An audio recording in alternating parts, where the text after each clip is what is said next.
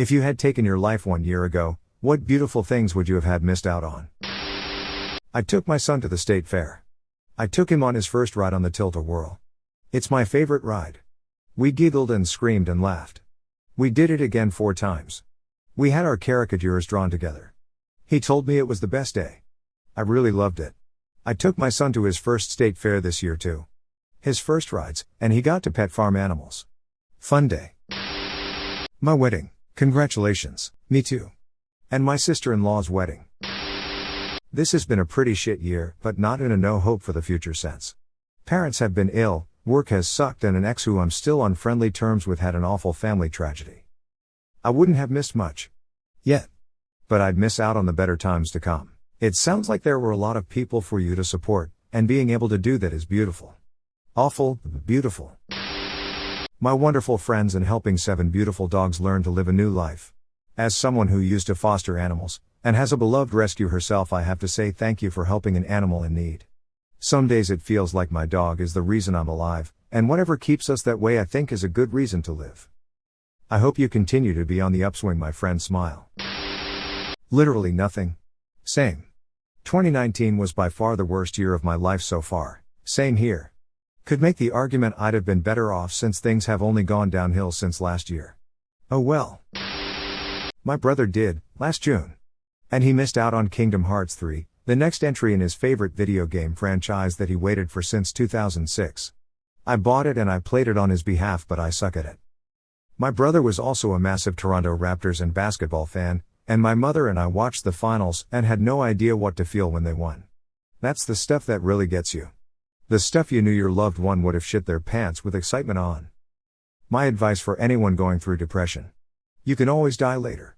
You are going to die someday, the world will make sure of it, so you don't need to take on the anxiety and burden of ending your own life. But you can only live right now. So, why not stick around for a few decides and see what happens? Procrastinating death is the best use of the skill, honestly. Nobody can tell you procrastination is a negative quality if it's what keeps you alive. It gives me comfort to know that I don't have to be here or do this forever. It gives me comfort to know that I don't have to take my death into my own hands. I've suffered from depression and crippling anxiety for about 12 years myself. And what keeps me going? It's the little things. I always pick something, anything, to look forward to. A new show or movie. A new game. I follow tennis and enjoy that. Vacations or visits from family members. Family is everything, and the little things that you like make up who you are, and no one can tell you your interests are small or worthless. Because you like them and they make you happy, and that's good enough. So just keep looking for the next thing to look forward to, and hold on tight no matter how strong the winds of depression become. Don't let go. You can weather the storm as long as you maintain hope that tomorrow can be better than today. Literally nothing. But killing myself would mean handing this bitch of an earth a win. If she wants me dead, she's gonna have to fucking do it herself. Thanks. This is gonna be my motivation as well. Do it yourself, bitch, I'm not gonna do it for you. Getting to hear my daughter call me mommy and come up to me and give me hugs and kisses at random. Life does get better, and I'm glad I'm here for it. Life always gets better, that's so true. Meeting a lot of new friends, that, keeping my friend from doing suicide, keeping that same friend and believing her when there are major rumors that aren't fair being spread about her. Edit, the mom is the reason for he almost doing suicide. She puts her through verbal abuse. The rumors are still going on, and I've heard a lot about them from her friends who do believe her. It's being spread by a girl who was a good friend of ours, but her and my friend got into an argument. You sound like a true friend there, mate. Keep it up. The truest friends are the ones who will stick by your side through thick and thin. Long post TLDR at the bottom. Was suicidal for a long time, still have the thought on a daily basis, but finding ways to cope.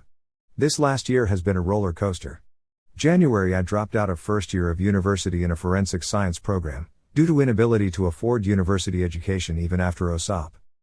I started working minimum wage general labor jobs to support myself and family, which is in major debt. In May I found a non-profit organization that gave basic 3-month IT certification program. In September got a 3-month paid internship with the City of Toronto. Unfortunately my internship ends tomorrow as 3 months have passed.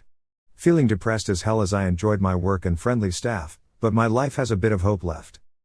If I ended it earlier I wouldn't be able to discover my interest in IT as well as be able to build my first gaming PC, which I sold to regain costs. My wonderful girlfriend. Same here. So happy that I gave life a chance. I got so lucky meeting her. Hey, same. She helped me out of such a bad spot. She helped me see how much I was worth and find that worth in myself.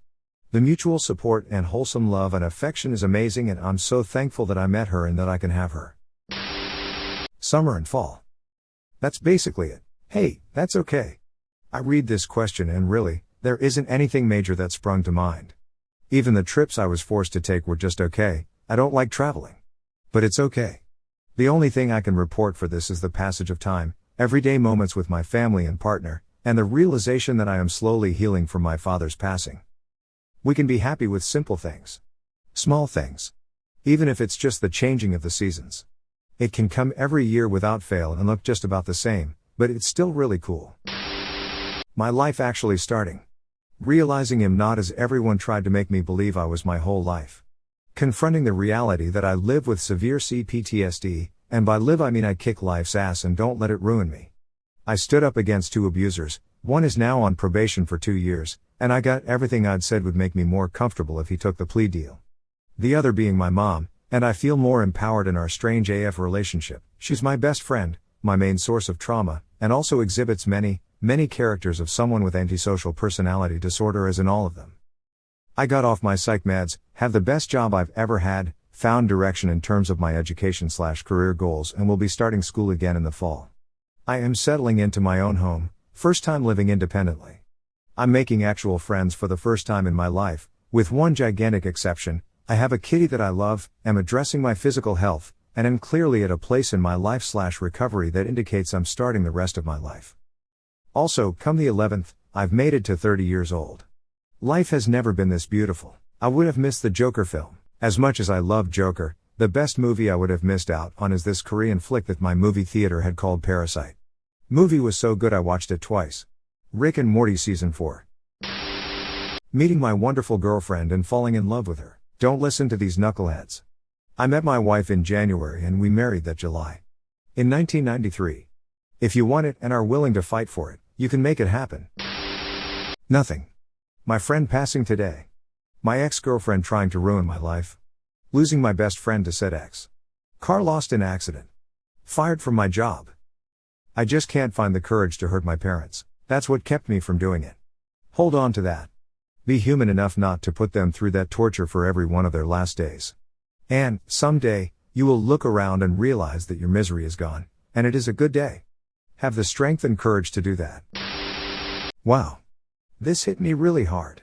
My daughter attempted suicide on December 18, 2018. It literally does change everything. The thought of having to live without her is unfathomable. Every single day since then has been beautiful, a gift.